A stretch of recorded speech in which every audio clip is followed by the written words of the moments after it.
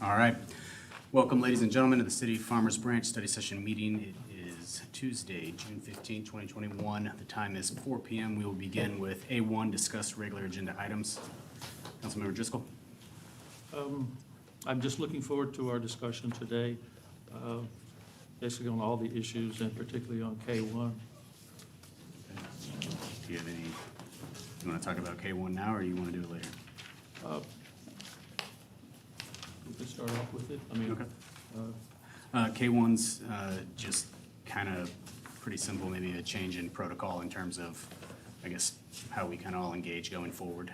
What it essentially is just a protocol to where if a council member is looking to engage in either an economic development opportunity or a code enforcement opportunity or something in a district that is not their own, under common courtesy, they would reach out to that said district member and ask for permission or talk through it or reach some kind of agreement on how you're going to move forward on that kind of opportunity. And so it's just a way to make sure each council member is kind of apprised of what's happening in their district, and everyone's just kind of coordinating on the same page.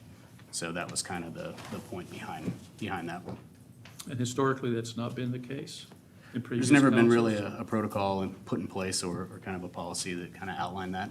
And so just kind of looking to put something in that effect so that we're all on the same page, everyone's coordinating, because I've heard from multiple times from almost, well, not you two, because you two just got here, but from everyone at some point in time that, you know, people are operating within their district and just want to know whether it's across different ones or other things. So that's kind of the point behind it. I think it makes sense, and also I think it would more likely ensure we're all kind of informed and, you know, working on common goals and common purposes. So from that point of view, I think it makes sense. Good. Councilmember Donnie? On this particular issue? Yeah. Or particular? Yeah, on this issue. Okay. No, I think it's good to have something in place. I know there's been several instances on my end that that's occurred, and just knowing what's going on, especially if you're working on certain things already with residents, just having, you know, having all the details, I think is very, very important. And so making sure that if it's in our district, that we know what's going on. And sometimes people may not be reaching out to you, and so I think it makes us better stewards of our constituents too, so needs, so. That's all I have to say. Councilmember Lyon? Well, as a courtesy, I would generally agree. I have people that reach out to me from all over the city for a variety of reasons. And some have been doing it for quite some time because their own representatives, past or present, has not communicated back to them. And so they feel like they're being ignored. So I would encourage each one of you to respond to your constituents when they do reach out in a timely manner. You might not have the answer that they need, but at least let them know that we're working on it, or you're working on it. You know, I've done these town hall meetings and had one last week, and a number of things came out of it. I'm not going to get into all that now, but communication was one of them. And I would also say that if we're talking about trying to keep each other informed, then we should also try to communicate with each other in a civil and respectful manner.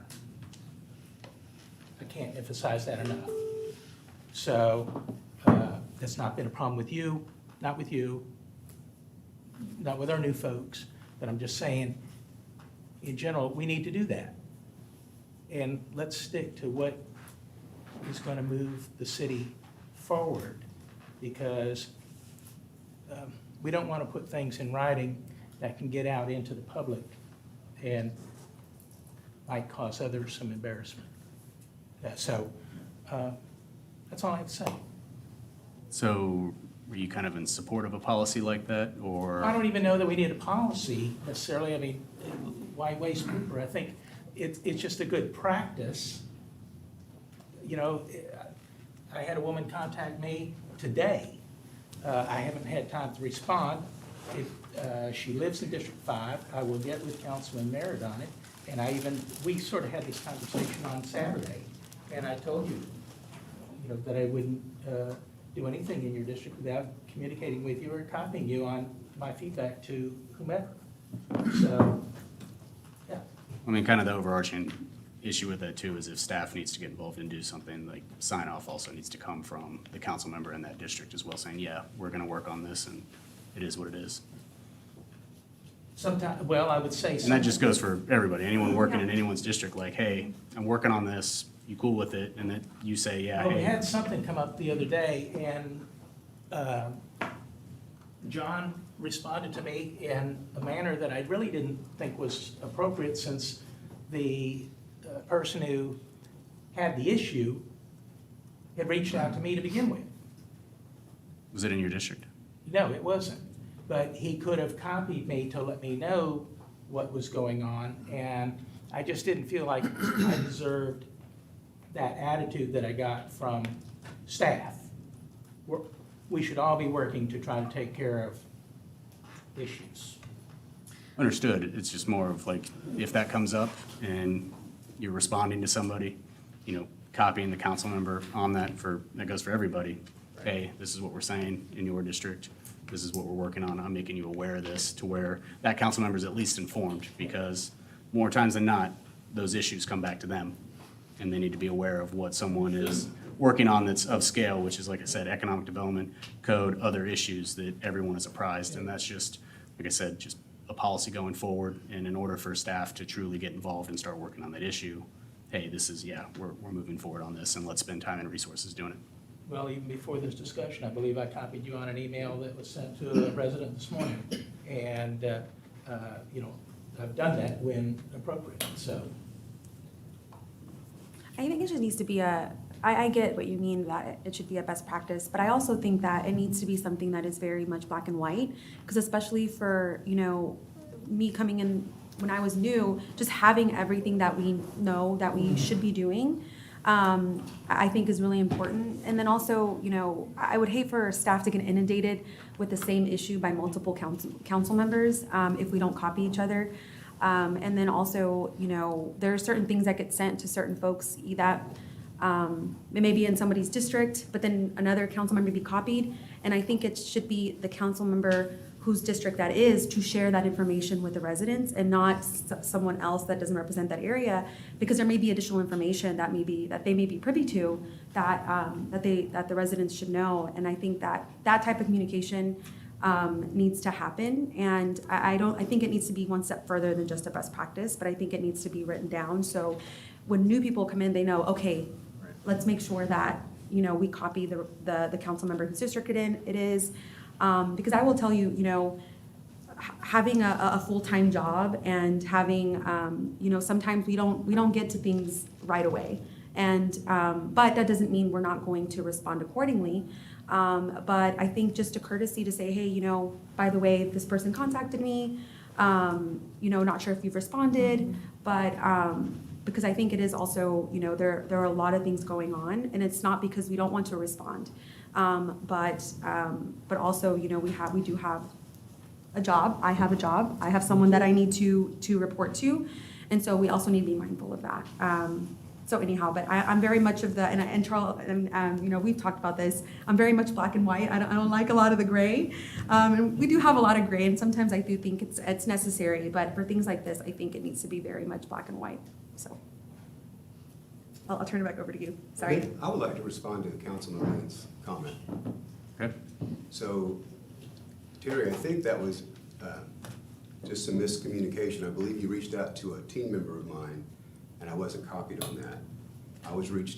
Councilman Merritt reached out to me about the same matter, and we went out and met with the resident, with Councilman Merritt and Mark Bentley, and we handled the situation within a matter of days. That was not an attempt to meet without you, and I think you responded to me that, why am I meeting without you there?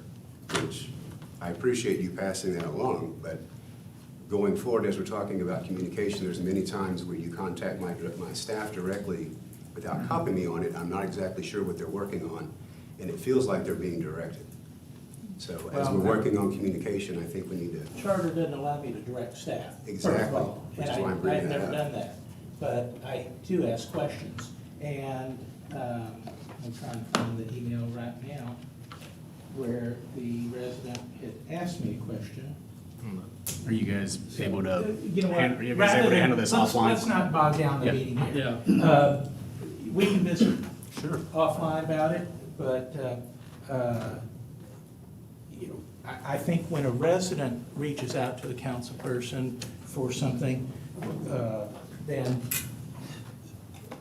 wherever that originated, even if it's somebody reached out to me and it's in somebody else's district, then perhaps still being in the loop, so we know that things are being done, is probably maybe part of that practice. Well, I think that's part of the conversation with the council member. And Correct. y'all are able to coordinate on how you're gonna respond, what's gonna be done, who's gonna take the lead or not, and where it goes from there. I'm assuming if someone has a better connection or someone's deeper in the trenches on something, it's just that approval of like, yeah, hey, you're good to go, work on this. And if staff and resources need to be applied to that, it's kind of approved and Charles and team and everyone else knows, hey, this is approved through that district, we're gonna work on it, these are the people involved. Okay. And that's just, it's kind of the policy we're looking to set forward, just so that everyone's aware of what's happening and they're in the loop. And that goes for everybody, so. Councilmember Merritt? Well, I think, obviously, some of this has been spurred on by my own communications question that I put forward, and I think this is a healthy discussion that we're having. I think there's aspects of being new and what is being expected of a council person. I think I've heard umpteen times on the campaign trail that the model that you exercise, Councilman Lynn, is well-received, and that I should take notice of that. However, I want to make sure that I know what the boundaries are, and I said that 2 weeks ago when we sat here, what is appropriate to communicate to the residents at the appropriate time. So I'm trying to understand those boundaries and those expectations, and I think the fact that you will use the example that you gave a moment ago, that was an overlay of two different issues. The homeowner that I met with, Mr. Land and Mr. Bentley, reached out to me because that, and I reached out to Charles, and we were able within 24 hours to visit with that resident, and as Mr. Land said, I think we came to a resolution that all the parties were good with.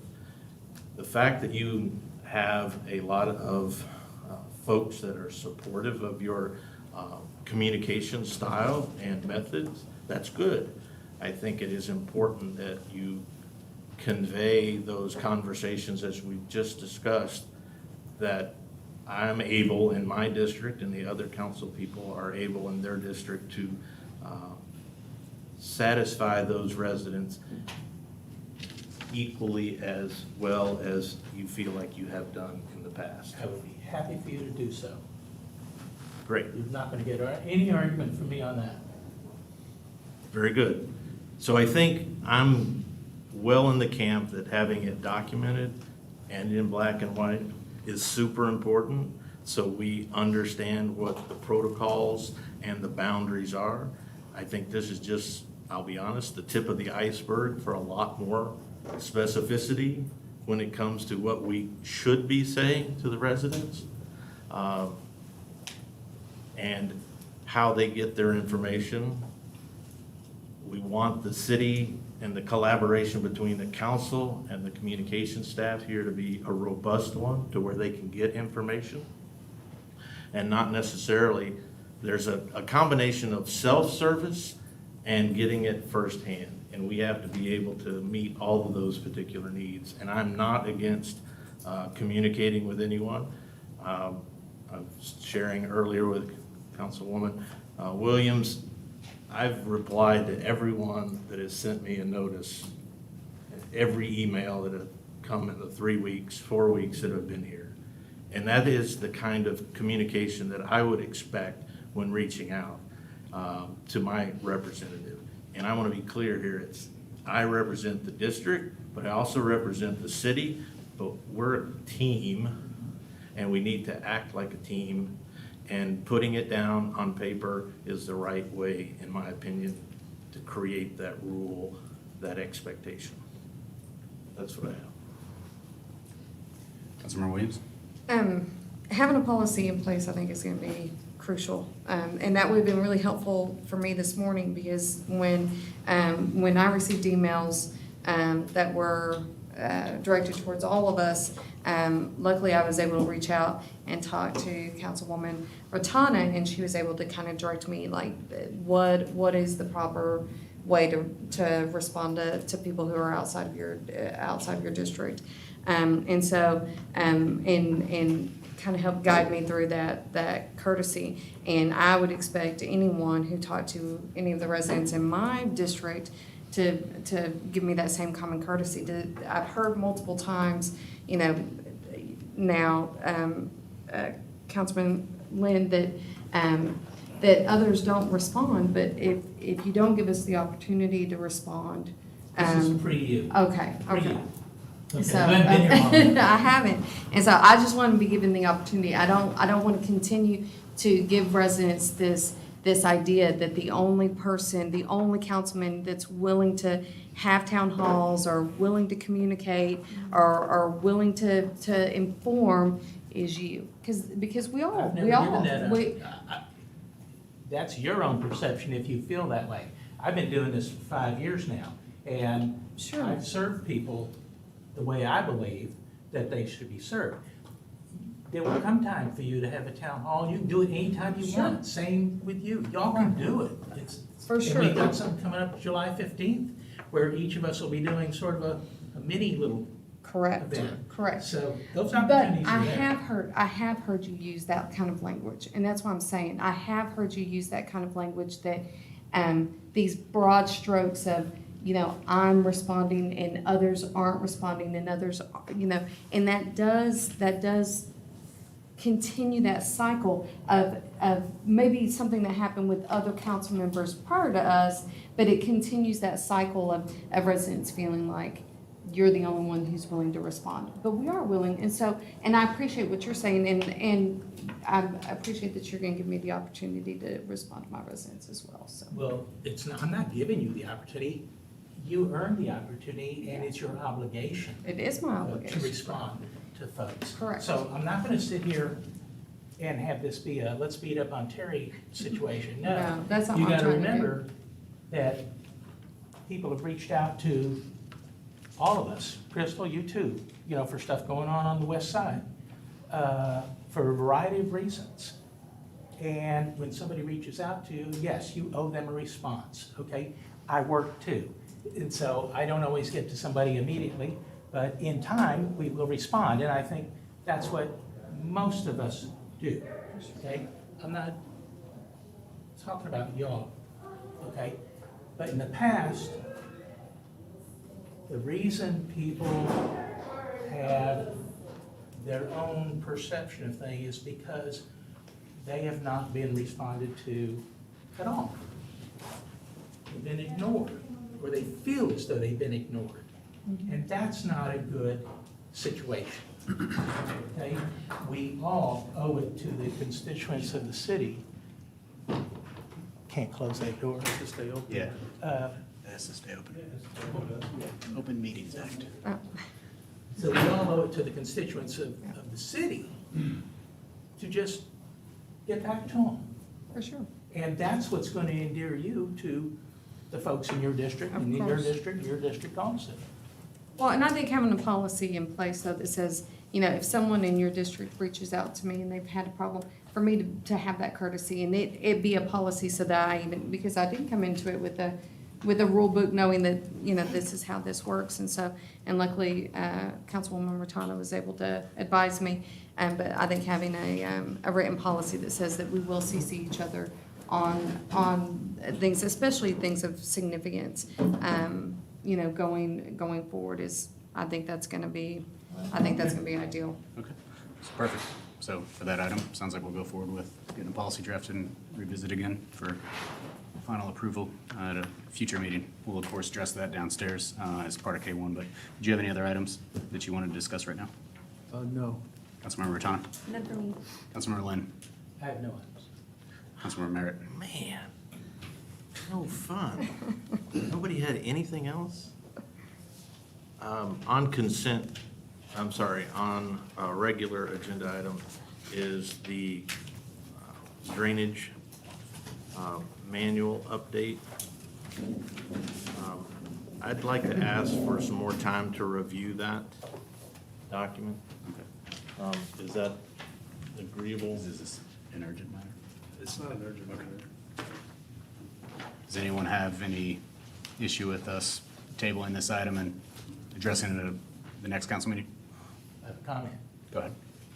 So I started reading it, and then I fell asleep a couple times.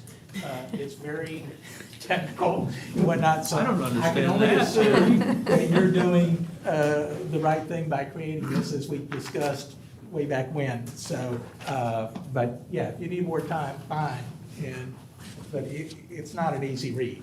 Well, I think. like reading it. But I'm glad you got it done. Yeah, it's much better. There's no doubt that it's much better. And so I wanted just to be able to digest that. It goes along the lines of the understanding of the water issues that we've talked about. And so it plays into a bigger set of, questions and understanding the program we have dealing with water. This looks to be, in my interpretation, kind of the foundational document for much of this. And so therefore, I think it's super important, at least for me, as if I'm gonna ask about water, I need to understand those foundational documents, and this is one of those. And I appreciate the opportunity if council is willing to extend this for our next meeting. Sounds good. Thank you. Any other items? Are you out of fun? No, I think the rest of them we can address downstairs. Perfect. All right. Councilmember Williams? No items for me. Cool. All right, then we will jump into A2, discuss a celebration of Hispanic Heritage event. Sweet baby blues,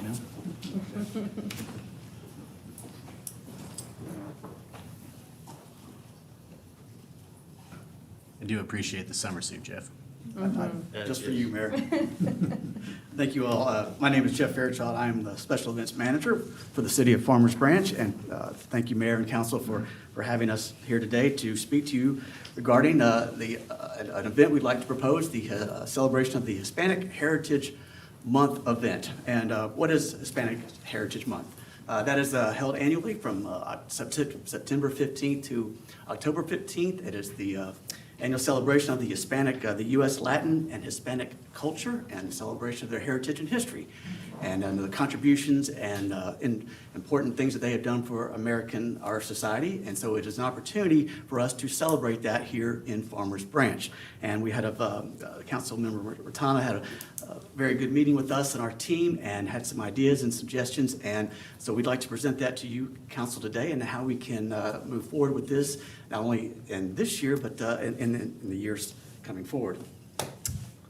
So what we have proposed and is getting right into this, and an event on September 25th here at the Grove at Mustang Station. This would be a volunteer-led, the short time frame we're dealing with here, we would greatly appreciate and need that volunteer-led approach to this to help us with the programming, the donations, the securing of that, the planning, the decorating, and kind of the staffing of the event. It would consist of mariachi bands, local school performing arts groups, basically a celebration of culture on that night. It's a 3-hour event. There would be recognition of local resident leaders around Farmers Branch. So this is kind of a scope of what that event would look like for our inaugural type thing. We would have available city resources, obviously the police department there to provide event security, our communications department leading up to helping us get the word out to all of our residents, and of course the Parks and Recreation Department as far as planning, since that is a park that we manage, as far as helping with the layout of that event and all the necessities that go toward putting something like that together. So that's kind of an overview of how we would do it for this year, coming up on September 25th. Budget-wise, a modest budget there for the first year. This is kind of what some of the other events that take place out there, that such as Denton Drive Live, we kind of have a good feel of what it takes to put on an event there. So those are just kind of gives you an idea of what an event like that would cost, the different areas that we would appropriate the funds toward. And then obviously during the event, we would have to have some police department present, and then of course Parks and Recreation there. So a modest event there for the first year of only $8,500 for 2021. But we're thinking long-term and see where this thing can grow. And by year 2022, we feel that this event could migrate over to the historical park. And this would be more of now that we would have a year to plan this and to coordinate and work together, we think we could get a little more staff involved in leading with that and helping with this. Obviously, still need a volunteer committee to collaborate with. We definitely have to have that and that partnership. But we do see, given a little more time and our planning, our timeline of events for the year, for us to be a little more staff-led on this, even securing sponsorships, planning with the programming, the site layout, and things of that nature, but still obviously very critical to collaborate with the committee. Same type programming, but obviously moving over there, the park allows us much more opportunities for more family-friendly kids activities, larger bands, more influential bands and things of that nature, but still following along the lines of recognizing local leaders and things of that nature, and just that celebration of the Latino culture. Again, same type resources that for this year's event, the three departments listed there, and then for moving into for 2022, obviously the scope of the event, it grows, and any events over at the park do require some more infrastructure and things of that nature. So you're almost seeing a doubling of the event budget for year 2, but again, what we've learned for the events over there, and again, on site during the event, you would see those three type departments represented as well. So this is our 2-year kind of plan right now for this celebration of the Hispanic Heritage Month. And with that, I'll put it for discussion. Okay. Councilmember Rotana, this is your item. Thank you. First of all, thank you so much for you and your staff, your willingness to have this discussion. This is something that I know we've talked about it. I've talked to Mike about it, and about 1.5 years ago, and then COVID happened. And so, I think with our change in demographics, we're almost 50% Hispanic. And so our schools reflect that. And I think being able to really just become an even more welcoming city than we have been. I commend our staff for providing opportunities, very unique opportunities for our residents. And so as our residents change, I think this would be a really great way to be able to celebrate that culture.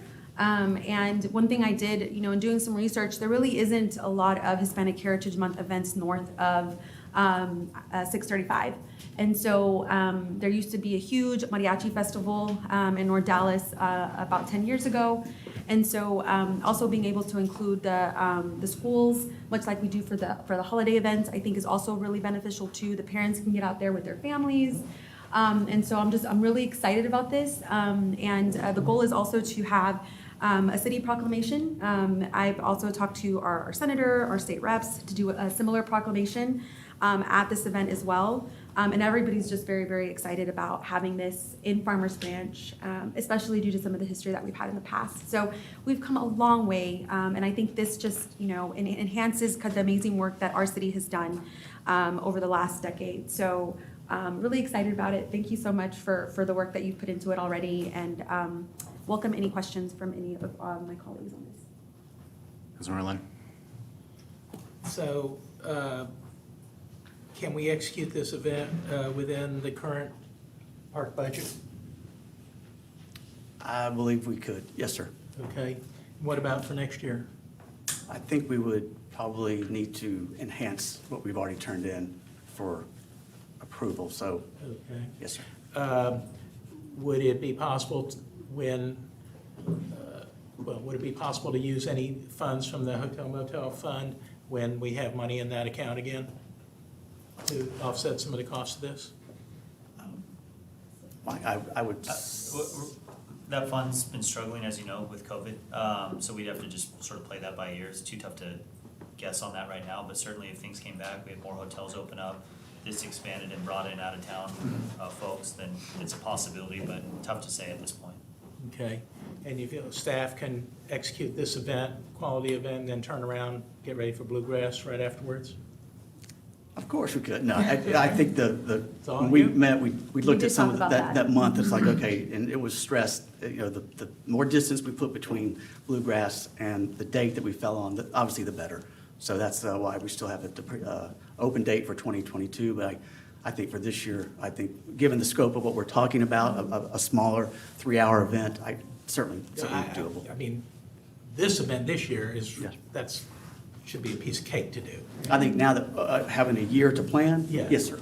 Yeah, Yes, sir. so I guess I would suggest, but then again, maybe not. It might make sense to do something like this closer to Bluegrass for some reasons, but then maybe have some more separation. I have to think about it a little bit more. Yeah, and the good thing is that Hispanic Heritage Month is, 1 month. And so the reason we chose the 25th was because we talked about the timeline. One thing that I even talked to staff about is, having this take place of the last Denton Drive Live event, because we already have one. And that way we make those shorter, and this becomes kind of like the last event, if you will, in the area. And so, because we already have a lot of those genre bands already, so kind of moving those to maybe the tail end. So anyways, there's a lot we can do to ensure, because one of the things I talked about too is how can we make sure that we are as conservative as possible. But I think one of the things is having those volunteers, which I've been talking to them for a year already. And the good thing is that those are the same folks that help with the Dia de los Muertos event, that help with, that own restaurants, Latin restaurants in our area. And so they are excited and willing to contribute. And I think the more this gets bigger and bigger, we'll have those sponsorship opportunities for folks that really want to. And we have so many Hispanic-owned businesses here in Farmers Branch too. I think it's just create more opportunity to where I think they're going to help us offset some of that. So anyways, just to answer your question related to I think there's a lot of opportunity and options since we all have more time next year. And so anyways, but happy to continue the discussion on that. I mean, you're absolutely right. We could look at, advancing the Bluegrass. I mean, you're renting a stage. What would it cost to bring out that stage a week earlier? We could look at all kinds of cost-saving opportunities as we have a little more time to kind of work with our suppliers on that. Sure. Yeah, because the audience will be somewhat different, so I don't think it'll be something that would, conflict with it, so. No, It's a great but idea.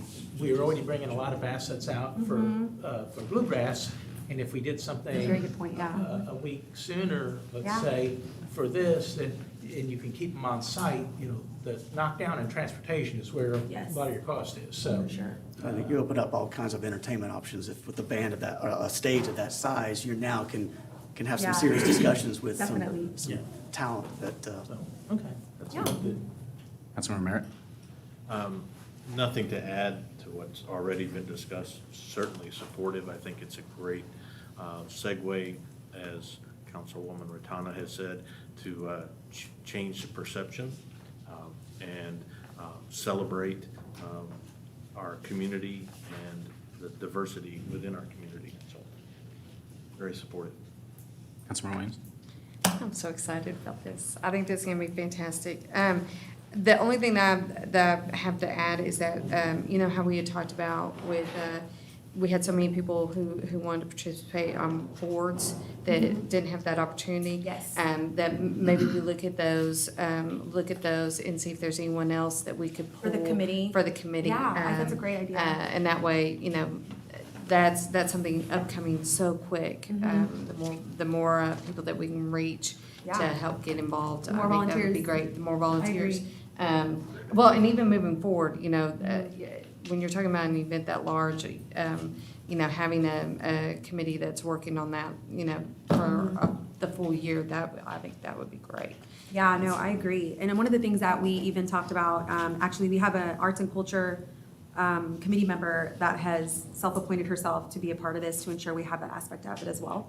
Perfect. But one of the things we talked about too is, other cities have like a a minority council that's appointed that specifically is a filter for these types of opportunities, which I think we already have one, because we reach out to the same folks when we do Dia de los Muertos and everybody, they've kind of self-appointed themselves to be Yes. like, that want to help on these types of events.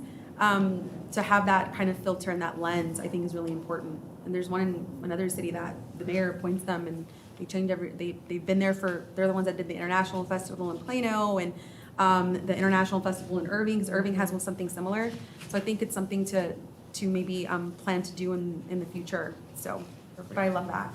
And then the only other thing is with the schools, I would reach out to some of our charter schools as well, like Uplift. I know they're not in Carrollton Farmers Branch area. I mean, they're right inside, but that's a community that I could really see getting on board and wanting to be involved.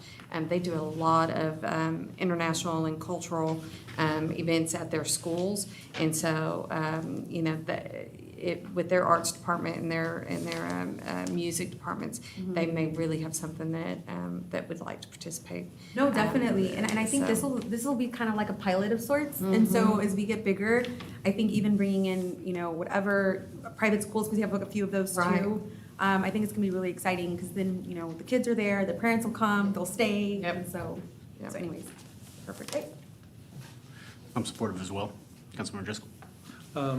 For kind of all the already mentioned reasons, I think it's very timely. I think it's an excellent project. And in terms of the finances, I was thinking also, I mean, the 8,500, I think we could probably swing that in the Parks and Rec budget. And then we have the lead time of, like you said, more than a year from now. And I was thinking also before that we could reach out to, as Councilmember Ratana said, Hispanic businesses, the schools, also churches, just kind of the community at large. I think we'd have a lot of people that would buy in and, make contributions of one sort or the other. So hopefully that would help with the financing of it. And I'd also like to just add that I think, this adds, I think, to our positive reputation as a destination. And that we've got sports and we've got, the parks, and we've got the bluegrass, which I know there are people come from all around the country for that now. And then having this event also, I think that just enhances our reputation, as being a welcoming, happening place with, culture, entertainment, sports, music, et cetera. And I, fully support it. I think it's excellent. All right. Sounds like you have your answer. Thank you very much. All right. Next is A3, receive a report on legislative updates.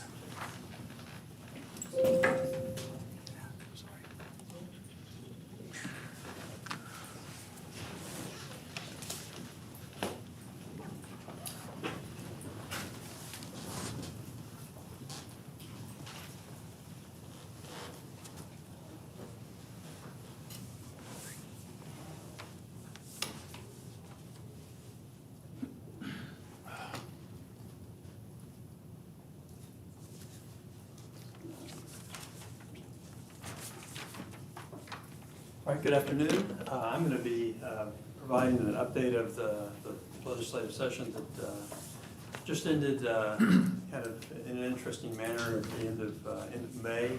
And Chief Hale is going to be assisting on the police legislation that passed. There were about 269 bills that were city-related that passed. I'm not going to go through all of them, just the ones that are significant to Farmers Branch. I would like to see every single Everyone. one. Double space. And is it really over? Is it over now? Starting first with property tax bills, House Bill 1869, debt financing, that was, it started out as an attempt to really narrow down what a city could issue certificates of obligation, COs, for. It was going to be a very narrow, pretty much, there was a big push to try and eliminate COs and just allow debt that had been voted on, general obligation debt, to be included in the debt calculation for the property tax rate. as this bill traveled through the House and the Senate, a number of amendments were added. And so it effectively got to a point where there are so many things that you can issue COs for that it's really effectively what we could do it before anyway. So it did pass, but it includes virtually every project that the Farmers Branch could possibly want to do. So it started out bad, and it ended up being a better bill for cities. House Bill 1438, tax rate calculation in a disaster area. Who would have thought that we'd have 2 disasters in a row? As you might remember, if there's a disaster declaration by either the governor or the president, then the city has the ability to, what we used to call the rollback rate, now it's the voter authorization rate. It used to be 8%. You could go on your operations portion of your property tax rate, you could go up to 8%. Above the current level before you had to be subject to a rollback petition. The prior legislature, that 8% went to 3.5% unless there was a disaster. Well, there was a disaster. That was the hurricane, right? The hurricane, and then we had COVID. And so there was the possibility that this year, not just last year, but this year, we would not be subject to the 3.5% cap on property tax revenue. The 1438 essentially says a pandemic is not a disaster for purposes of property tax rate calculation. So you can't have 2 disasters in a row to help you with the property tax rate. So that's what that's all about. I don't believe it's going to impact us because a lot of our growth is new construction, which is not capped, but just want to let you know that that's what that is. In terms of public safety, I'm going to turn it over to the chief to go over these items. There's a lot of, this is just a small portion. Yeah, so as the city manager was saying, David Hale, police chief, it was an interesting session for law enforcement and really an interesting session in general. A lot went on. There were some bills that I was really concerned with that did not pass, so I'm grateful for that. So we'll start going through some of these that are up here, and I've got a couple of more to add as we get toward the end. So House Bill 9, it provides a state jail felony for obstructing highway to prevent passage of emergency vehicle that is operating with its emergency equipment. This was born from an incident that actually occurred in LA County that was viewed across the country in relation to 2 deputies who were shot and killed shot while they were just sitting in their police vehicle. It was an ambush. And before they could even get them to the hospital, there was protests that erupted because of all the things that were going on in the country, and the ambulance was actually blocked from trying to get into the medical facility. And so it was kind of born of that. And second, bringing it back to Texas, is that in Austin, it didn't get as much publicity as maybe some of the other things did across the country, but there were some pretty severe protests in Austin as well, and they actually shut down Interstate Highway 35 at one point. And that is a major thoroughfare, lots of moving back and forth of emergency vehicles, and so thus this bill was passed. It's probably going to have an Attorney General's opinion because it may have some implications for some of the racing issues that are going on as well, for people who are blocking the roadway to keep us from getting to the drifters. But I don't think that was the intent of this bill. There's actually another one that is directly addressing that. So alcohol to go. This one it was born of COVID with everybody doing takeout services, and the governor wanted to keep that going, and so they passed that bill. There's a couple of catches with it. You have to have a food and beverage license as well, so you have to be delivering food also. It's for delivery and for pickup as well, and the container has to have some magic form of seal, whether it's in a container that has a piece of tape across it, it's cellophane, technically, because you still can't have an open container in your vehicle, and so that's why they left that in place. Unlicensed handgun carry. So this one is also known as constitutional carry.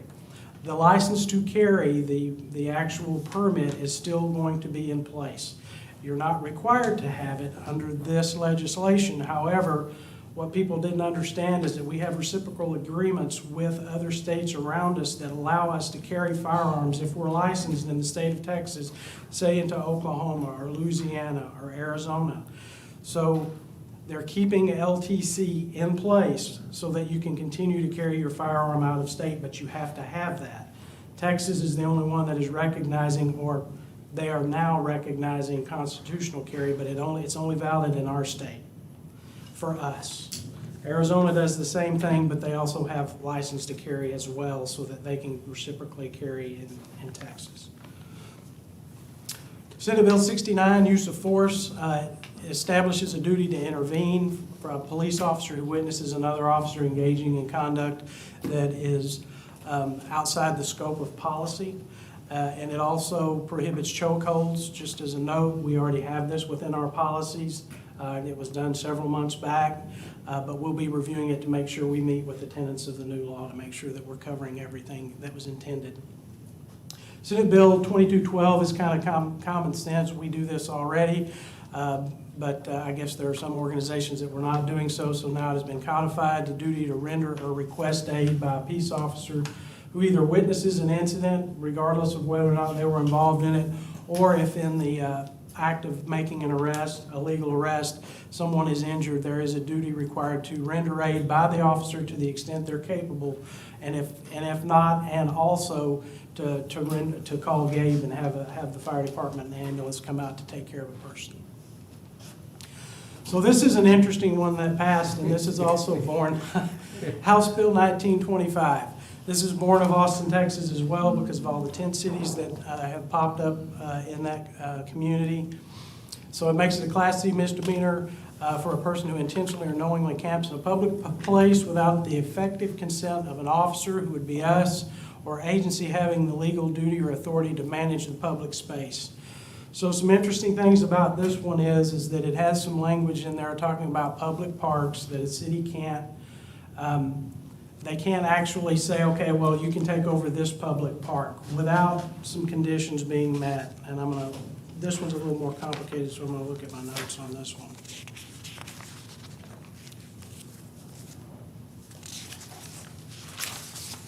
Maybe.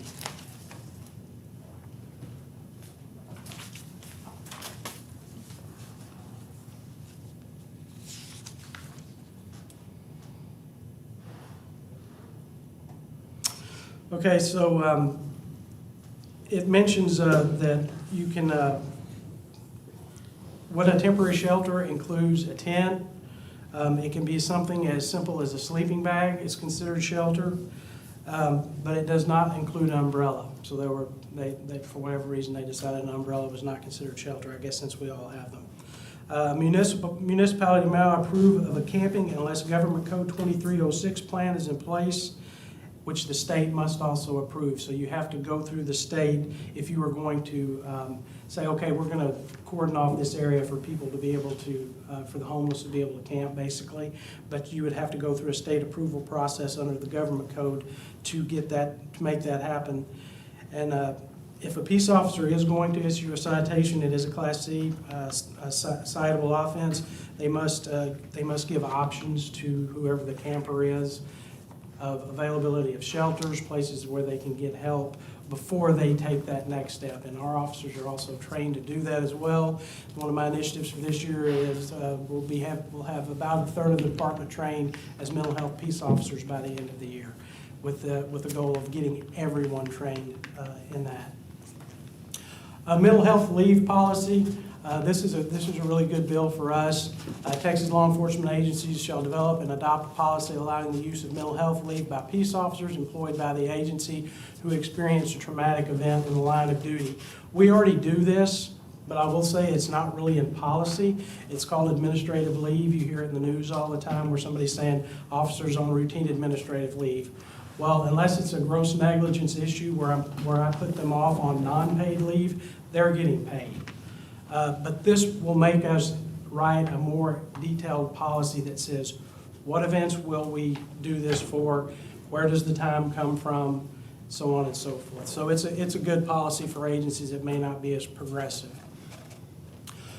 Street racing. This is a good one also. We have problems even here in Farmers Branch. You've seen the circles and the intersections where people are doing the drifting. We've had some pretty scary encounters with hundreds of racers at a time. Dallas pushes them our way. We push them back, push them into Carrollton. So it creates an offense to interfere with a peace officer investigating racing or other street exhibition of acceleration. So drifting. So it further defines what street racing is. And it includes just spinning out, doing the drifting in the intersections. And it says that if 2 or more people are there to watch, which there's always way more than 2 people, then this law actually kicks in. And so we're able to, it goes up to a felony if injury is involved, which there has been episodes where people have been injured. Number 2 is if they're intoxicated, it enhances the penalty to a felony. And on number 3 is if they've been arrested for the offense before, it also enhances it. So it gives us a little bit more teeth to be able to deal with the racers. That's it, please. Okay, very good. Did you have another list? Yes, I did have a couple more I wanted to mention. So, as you know, the law enforcement funding measure, it did pass, but it does not impact our city because we are not 250,000 or greater. But it did, a version of it did pass, and it's very convoluted. I read it today, and I'm glad we're not over 250,000. There's another one that is beneficial for us as well on peer support. It provides that the Texas Commission on Law Enforcement, who is our licensing entity, that they will they will create a peer support system throughout the state.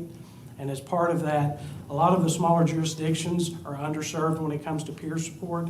They don't have the resources that larger agencies may have. And so it says that it will be for all police agencies across the state. And I think we're ahead of the game on that as well. So I think that is a really good bill that passed. And let's see. I think that was it. That's all. Questions? Chief, one thing I wanted to mention, on 1495, I just got a text that the governor signed House Bill 2315, which is the contraband, the forfeiture. Oh, good. It links to that, so you might mention what that's all about. Very good.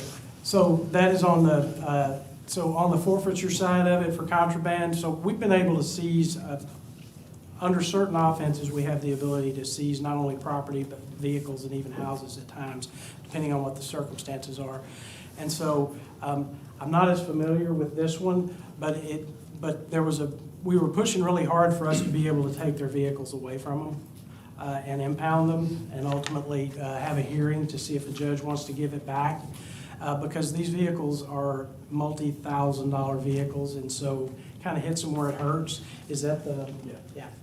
And so we really pushed for that. We weren't sure if it was going to happen, but that's good. That's good news that that has been sent, because that's going to give us a little bit more teeth to be able to deal with these racers, because those cars are their babies. Some of them, they don't even have license. They're not even licensed. They pull them on a trailer and dump them out in like a commercial area, and then they go and do their thing. So that's good news. Thank you. The sales tax bill, this one, House Bill 4072, of all the legislation that was discussed this session, this is the one most impactful potentially for us. House Bill 4072 would have, it was a very simple one-page bill, and it would have changed the sales tax sourcing from point of sale to a destination-based. Thankfully, it did not pass. That would have had, we had a consultant look, it would have impacted us to the tune of about $5 million annually. There is, however, a Texas comptroller rule. Glenn Hager was one of the big advocates of House Bill 4072. And he implemented a rule January of this year, but had an effective date of October 1st of 2021 that kind of, I have the phrase here, destination sourcing light. It kind of, in some circumstances, would have made sales tax destination-based.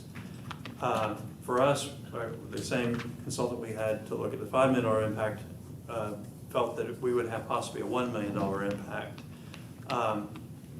The comptroller had hoped, the reason that he selected an October 1st date is he had hoped that the legislation would pass, which would make his rule officially legal and all fine and dandy. The legislation didn't pass, and the comptroller's office, they can take legislation and create rules around it, but they cannot change complete methodologies and create legislation on their own, which many cities believe that rule is an attempt to do.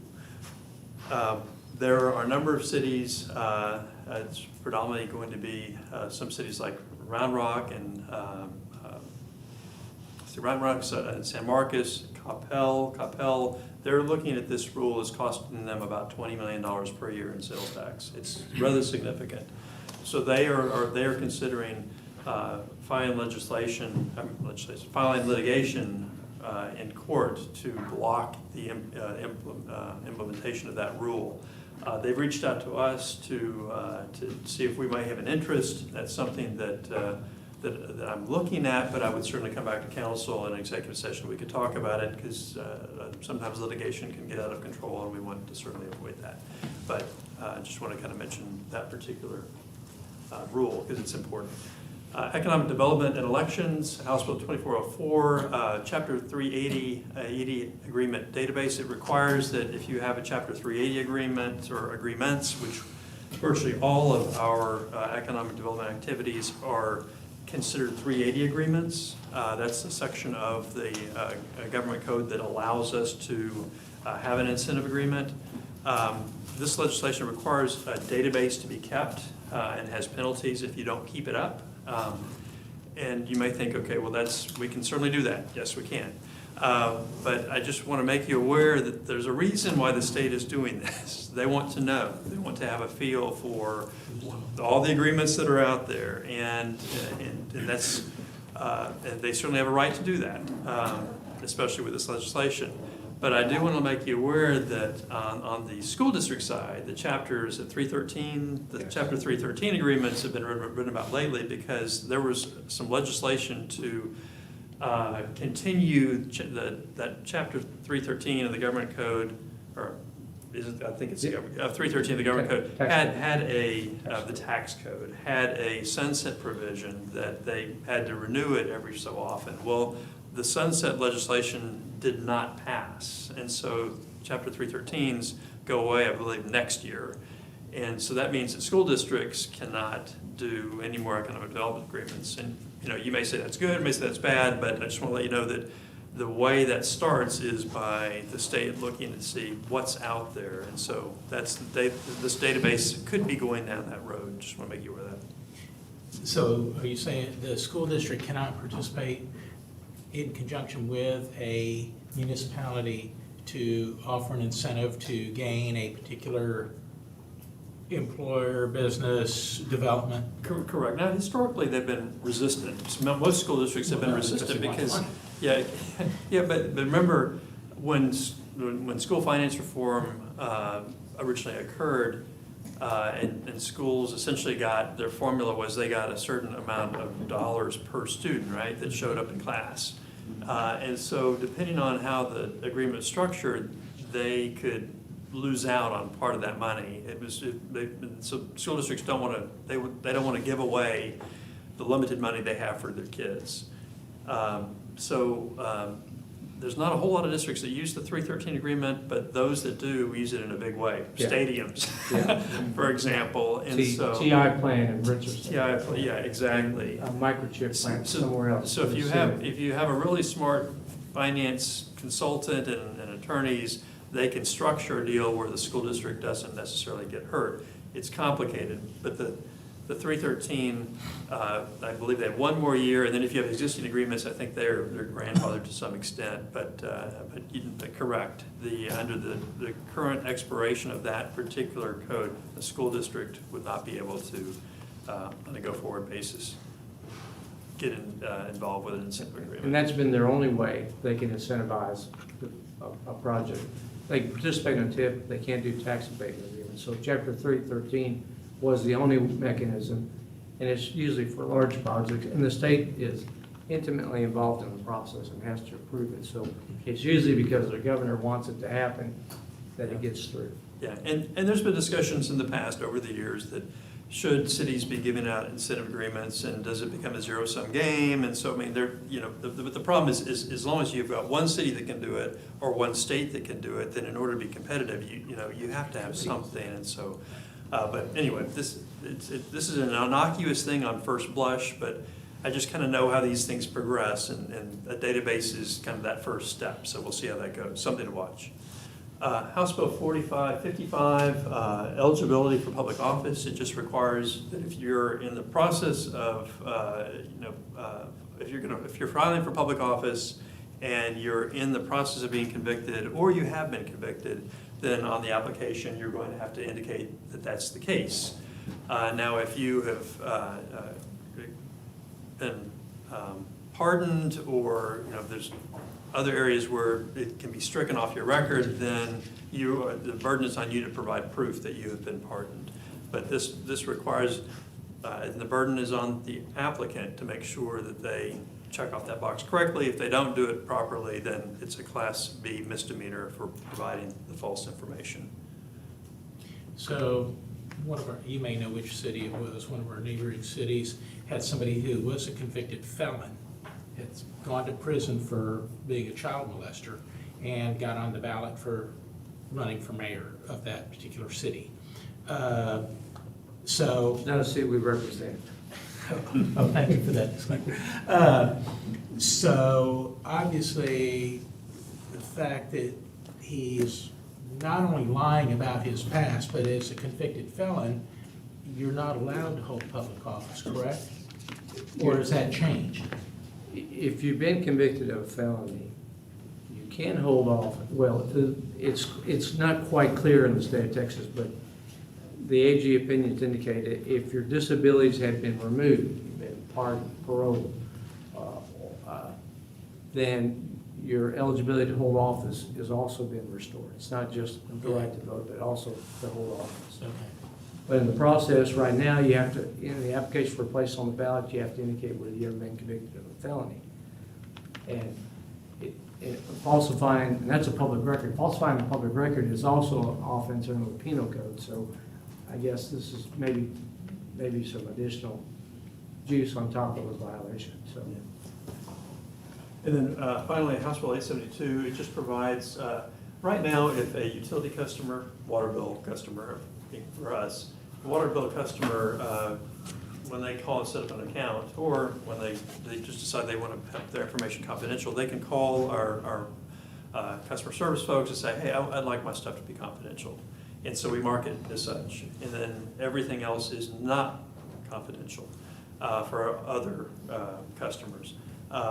We have, on a very frequent basis, we have open records requests for utility customer accounts. And it's for folks that are interested in, okay, who are your new residents in town? We want to send them stuff about our business that's in Farmers Branch. So it's very common that they get that information. What this bill does is it kind of turns it around. It makes it not an opt-in, but an opt-out. And so essentially, it's going to be assumed that you want to have your information be confidential, and we're required to let you know that your information is confidential. And if you don't, then you can sign this little form and say, I don't want it to be confidential. I want anybody to know my stuff. And so I think we all know where this is going to land, but it just turns it around, and I think it's probably a good thing, but that bill is passed. Special sessions, there's been a lot of debate recently about the special sessions. There more than likely will be, well, there'll definitely be one, might be two. The big one is the redistricting special session fall of 2021, and it will be based on getting the final census numbers so that the legislature can meet and kind of redistrict. And so that'll be a big special session. The other special session, there are a few bills. I'm just going to talk about ones that really impact Farmers Branch. The two, and it's more than likely if it's going to be called, it would need to be summer of 2021. Voting rights was a big one. That was kind of what ended the legislature in an interesting way when they lost quorum and folks walked out. So voting rights is one that's been discussed because it was a priority bill for the governor and the lieutenant governor. And then taxpayer-funded lobbying was another one, whether or not that gets added officially to the list or not, but that's been discussed in the paper. And that's essentially, should cities have the right to have a lobbyist? And a lobbyist is very broadly defined. Texas Municipal League TML, who provides us a lot of the information I've shared with you right now today, is they just give you kind of a summary of what's passed. Well, that's considered lobbying by the legislature. And so and they don't like to have that kind of lobbying. So anyway, those are two items that would be impactful to Farmers Branch that may be on a special session. And with that, that's it. Any questions? Does anyone have any final questions? Thank you very much. Next is A4, discuss future agenda items. Councilmember Williams. I don't have any items at this moment. Councilmember Merritt. We do not have any items. Councilmember Lynn. Councilmember Rotana. So I have two, which just stem from the conversation we just had. So one, and forgive me if I've already talked about this, but I would love to just get an update on where we are with the mental health multi-city program with the DA's office, with John Crusoe's office, just see where we are. And it may not have to be anytime soon, just whenever that program starts getting a little more established. Sure. Just would love to learn more about that. And then the second one is, and Charles, we've talked about this, is inviting maybe our state rep on Chia, and specifically on Chia because he's actually gone through a redistricting himself, and he's one of the only North Texas delegates it has. And then in conjunction with that, having kind of like a redistricting 101, if you will. I worked in 2010 in the legislature when we did the first one, so I'm somewhat familiar, but just in general to just share kind of what the process is, where we are as we prepare for the most likely an October special session on that. So I think it should be really beneficial for all of us to know that process, so. Can you help me with Representative? I am, I already talked to Anna about it, Okay. so She's the it helps that we'd be okay with that. Yes. I think it's just a matter of figuring out what would be the best date, and then working with his schedule. But luckily, we have a few months before that happens, but having something prior to that, I think would be really beneficial for us. So, that's all I have. And then Councilmember Driscoll. Yes, given that, I'm fairly new on council, coming on in November, we have two new colleagues that have just come on. We've all got different backgrounds, experiences, professional training, et cetera. I think it'd be very useful if we could have a presentation on new urbanism, what it means, its origins, how it relates to Farmers Branch, and we've got a lot of positive developments that we've worked on in planning over the last years, and we embrace some of that, and I think that would be very useful, and also tie it in with our strategic objectives retreat we had in January, just kind of where we're going longer range, and I think it'd be very useful because it touches so many areas of the city and urban environment. Would you mind if we add that to the agenda of the joint meeting between P&Z and the council? Because that seems to be, I know they would have an interest in that as well. And I know that could be a long discussion, but, or do you want to just have council? I guess it'd be all right to do it either jointly. We have a pretty full agenda as it is right now for the strategic planning, or for the joint meeting session. We'll find a way. Yeah. You have a meeting that night afterwards, right? And I have a meeting that night afterwards. And those would tend to be long meetings anyway, so. Or we can just let them know that we're having it in case they're available Okay, good point. during briefing. Yeah, I like that idea. Okay. But I think it'd be very useful, for all of us, and again, that we're all pulling in the same direction. Sure. All right. Nothing from me. I'm going to read an executive session. B1, council may convene into a closed executive session pursuant to section 551.072 of the Texas Government Code to deliberate regarding, discuss the purchase, exchange, lease, or sale of real property north of Farmers Branch Lane, south of Valley View, east of I-35, and west of Josie Lane. We will recess for about 10 minutes to get food and then come back in here around 5:20. The time is 5:09. Thanks.